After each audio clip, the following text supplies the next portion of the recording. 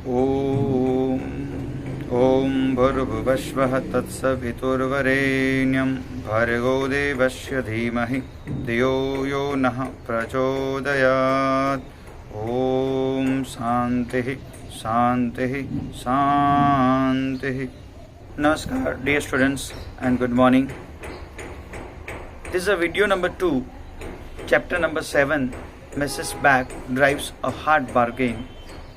We have seen in the first video a short summary of the chapter, then learning outcomes of the chapter, warm-up activity, and discussion, a small, very small discussion between Mrs. Back and James Herriot, the writer of the chapter, on the page number 82 and 83.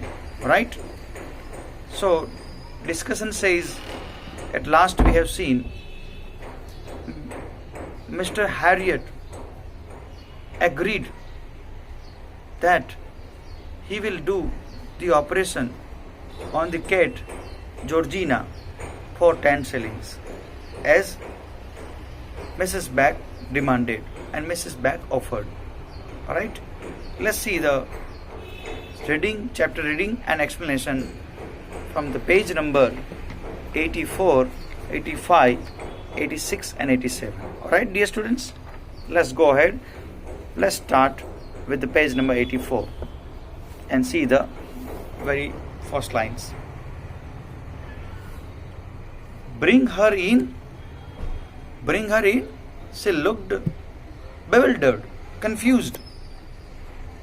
I want to bring her in, but I haven't got a car.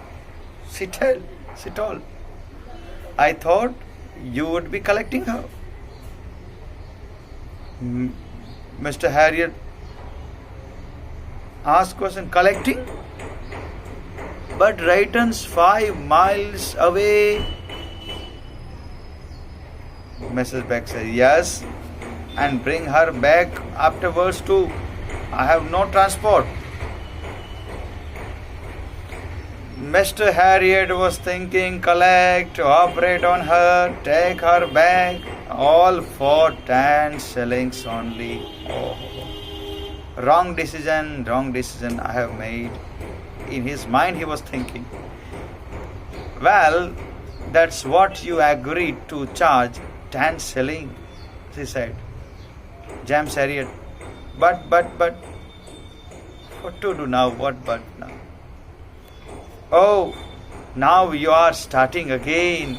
The smile faded and she put her head on one side and she said, I am only a poor, so on. She started once again.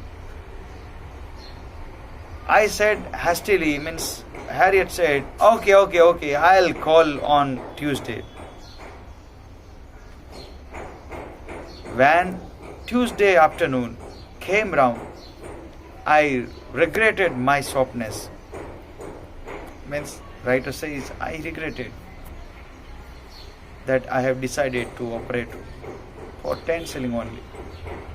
On my way out, I glanced through the open door of the sitting room.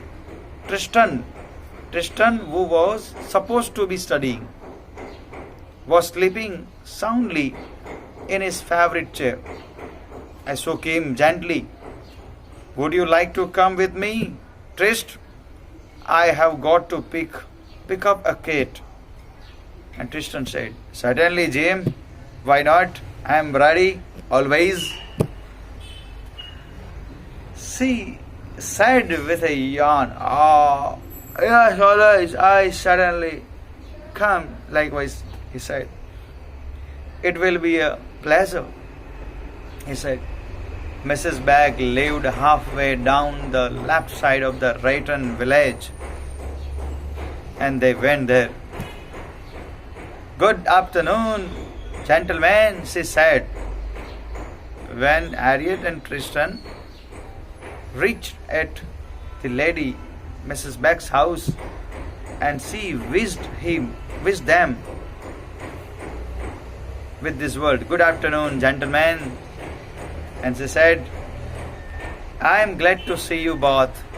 The living room with good, solid looking furniture showed no sign of poverty. Mr. James Harriet saw, oh, good furniture, good house. I pointed to a cardboard box, loosely tied with string. Ah, good. You have got her in there, have you? Mr. Harriet said.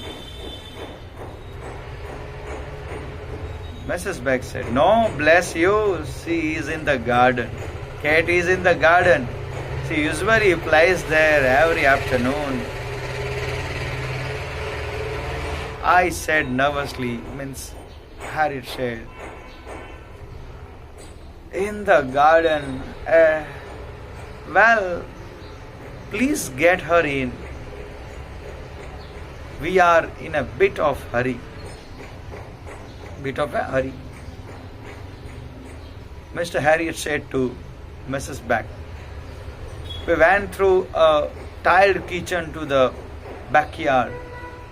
Georgina, where are you, my pet? Likewise, Mrs. Beck sang aloud, Georgina, where are you, my pet? She was singing literally likewise. See the page number next. Page number 85. No cat appeared and she turned to me with a mischievous smile. I think the little imps, it does mean that over here a mischievous creature, imps playing a game with us. She does that, you know. I said without enthusiasm. I means over here. Of course, you all know James Harriet. Really? Well, I wish she would show herself. I really don't have much. At that moment, a very fat tabby darted. Tabby, it does mean that over here we can mean, tabby means a grey brownish cat, spotted or streaked. Darted, it does mean that move or run somewhere suddenly. Darted from a patch of flowers, flew across the grass and shot up a crooked tree. Tristan, eyes gleaming, picked up a couple of apples from the grass and took aim. I will soon shift her from there, Jim, he whispered. Tristan whispered, I will soon shift her. I grabbed his arm. Harriet grabbed Tristan's arm. No, Trish, no. I hissed. Hissed, it does mean that said something in a louder whisper. Hissed. You can't do that. Put those apples down. I'll do it. You stay down here and try to catch her if she jumps. Likewise, James Harriet instructed to Tristan. I began to climb the tree. I didn't foresee does mean that predict, foresee any trouble here. Puffing slightly, I reached the top branch and extended a hand to crouching animal. Puffing, it does mean that breathing, alright, and crouching, it does mean that adopt a position where the knees are bent. So by bending his knees, by bending, actually Kate, by bending her knees, okay, James Harriet extended his hand to catch the cat. Kitty, here Kitty. I could means James Harriet sang likewise. Kitty, here Kitty, likewise. Georgina eyed me coldly. Pah! The cat spat warningly, but I took no heed. Pah, pah! She spat again and followed with a lightning strike. which opened a bloody scratch across the back of my hand, back of Harriet's hand. You can see it in the picture, everybody. Scratch was done by the cat. And then what happened? Let's see on the page number 86. From below, Mrs. Begg gave a tinkling laugh. Oh, isn't she a little monkey? She is that playful, bless her. Likewise, she told. The little creature tripped to the end of the branch, and as it bent low under her weight, she dropped lightly to the grass. Tristan caught her by the back leg. Georgina whipped round and immediately sank her teeth into his thumb. After a howl of agony, it is mean that loud cry of pain, Tristan swiftly caught her by the scruff of her neck. Scruff of her neck. It is mean that everybody, let's see the skin at the back of the neck. Right? Right, Jim. Right. Tristan called happily. I have her.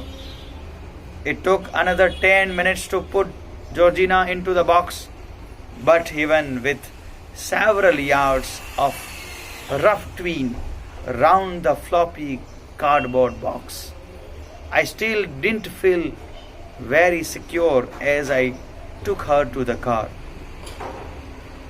Mr. Harriet, I hope you will be gentle with her, Mrs. Begg said. Mrs. Begg said anxiously.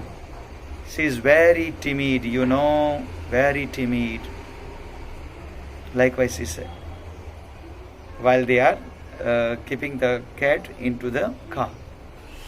So this part done. Now the last part. In last part, what happened? Let's see, everybody. Operation theater, and then after they operate on the cat, and operation would be done, and Mr. Harriet will go to her house again to just drop her. And what happens? What happens and what type of discussion would be between James Harriet and Mrs. Begg? Let's see in this next part. Alright? Even on the operating table, Georgina was up to her tricks. She held her breath while the anesthesia mask was on her face, then jumped up when we thought she was asleep. They were thinking that she was asleep. Tristan and I were sweating by the time she finally went under. I was exhausted by the time I finished. I put the sleeping cat into a box and set off.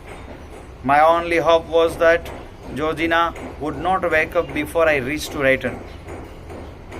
I heaved a sigh of relief. Took a sigh of relief when I saw Mrs. Begg in her garden. They went to Rayton after operating. Operation was successful, and they went to Rayton, and James Harriet took a sigh of relief when he saw Mrs. Begg in the garden. Mrs. Begg took Georgina from me with a cry of horror when she saw the stitches.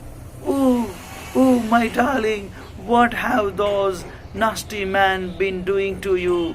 Like what she was talking. She's fine, Mrs. Begg, I said.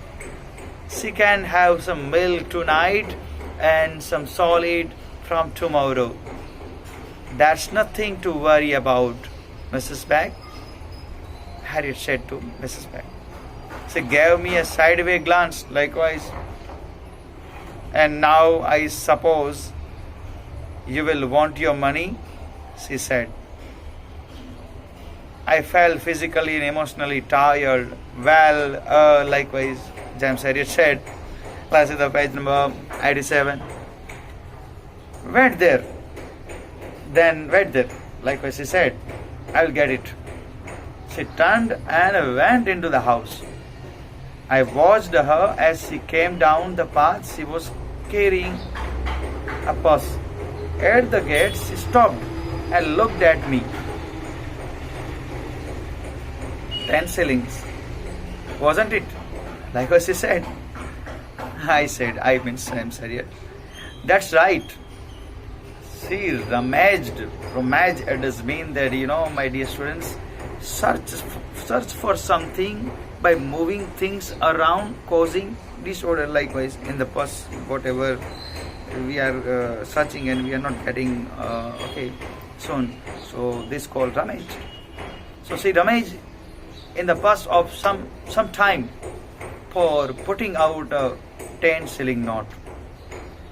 She sighed. What an expensive treatment, 10 shilling. Tentatively, it is mean that hesitantly, I began to extend my hand, but she pulled the note away. Just a minute, I am forgetting something, she said. Just a minute. You have to take the stitches out, don't you? She said to Harriet. Harriet said, yes, in 10 days. Well, there is plenty of time then. You will be here again. James Harriet said, here again? But you can't expect me to. James Harriet said, I always think it is unlucky to pay before a task is finished. Mrs. Beck said, I always think it is unlucky if you pay before task is done. So what if something happened to Georgina? I don't know. So when stitches will be removed, then and then I just pay. Likewise, Mrs. Beck said to Harriet. She replaced the money and snapped the purse shut with an air of finality before turning towards the house. Halfway up the path, she looked over her shoulder and smiled. I will pay you when you come back, she said at last. This is an extract from All Creatures Great and Small by James Harriet. Alright, dear students, this is a very funny and comedy story we have seen. That's all. Have a nice day and thank you very much once again.